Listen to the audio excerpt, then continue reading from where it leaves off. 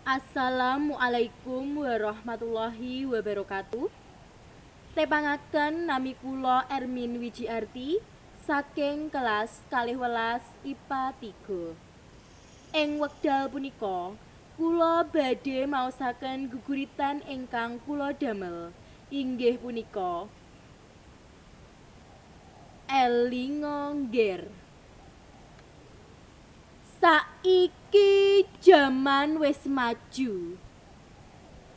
Teknologi wis misuwur. Sekabehane wis kepenak. Kebutuhane wis cemepak. Nanging yen deleng jaman saiki, muda-mudi sangsaya gegirisi.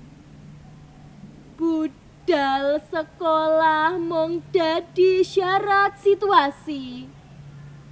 Saben dina mung tansah ngopa-ngopi.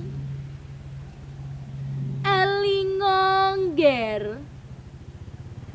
Negara iki bakale luntur yen sliramu ora kena diatur. Kelingan jaman biyen, sesepuh lan leluhurmu tindak tanduke tansah ngajeni. Raga lan batine mung kanggo negeri iki. Iki mono wis wancine Ngger. Tansah ngelingake marang awak dhewe. Yen negeri iki bakale butuh kok perjuangke. Supaya anak putumu kepenak ing pungkasane.